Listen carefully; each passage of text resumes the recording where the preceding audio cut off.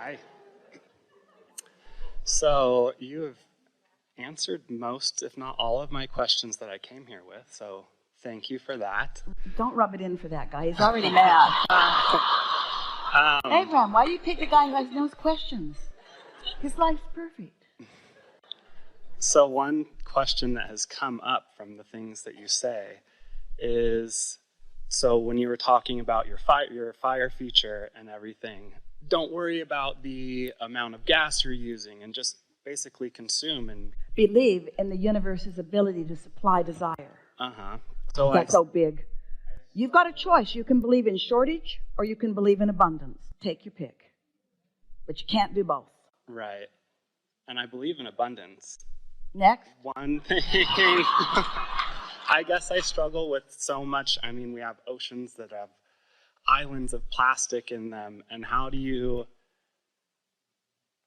continue to consume everything because the world is abundant and then watch? By understanding that when, as an individual or as a mass consciousness, when you create or see a problem, simultaneously you see or create a solution.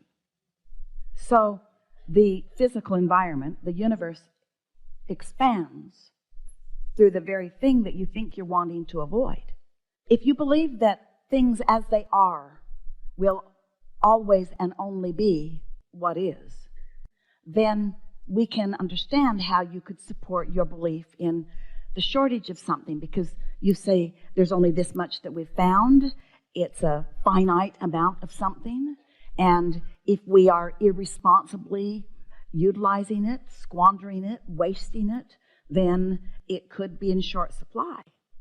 But when you apply the greater laws of the universe and you acknowledge that when something seems in short supply, that then desires to either find more of it or desires to replace it with something more effective are born. And so new industries are literally born out of those kinds of things. Look at the short period of time that you can look back at the things that are driving this world, from coal to steam to jet fuel to nuclear to solar. You're discovering things because life causes you to desire something that you don't know how or when or where or who. But if the desire is there, then the means to receive it must be shown to you, and that's what you live for. You live for the desire or the question that has no answer, because the answer coming is the thrill of life.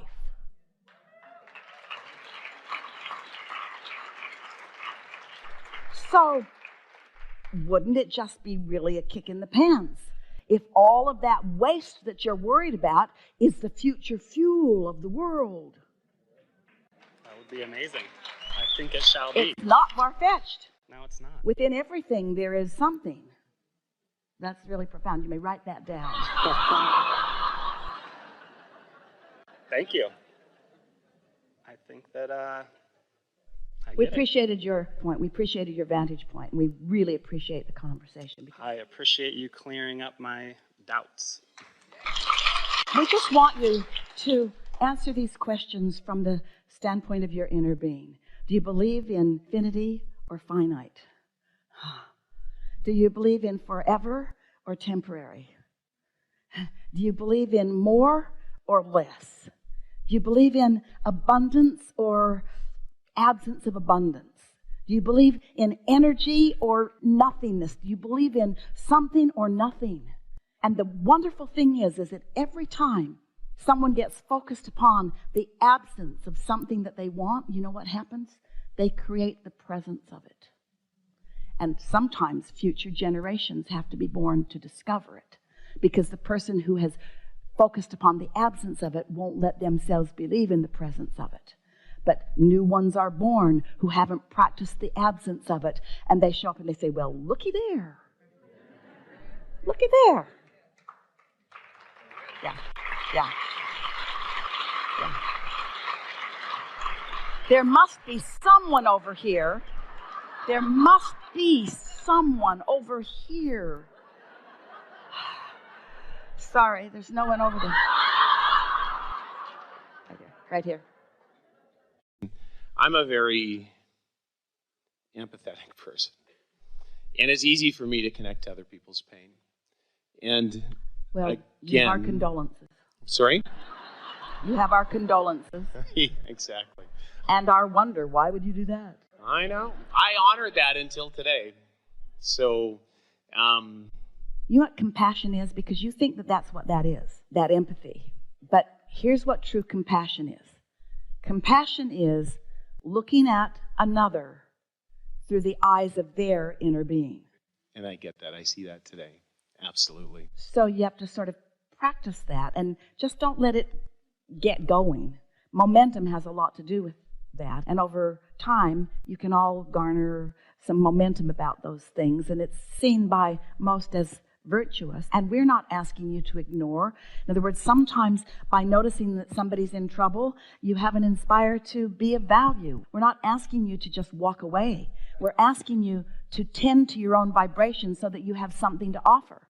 In any moment in time when you are co-creating with others, there's the potential of the other one owning the room vibrationally, or there's the potential of you and your inner being owning the room. Now, if they're hooked up with their inner being and they own the room, so to speak, you know what we mean by that?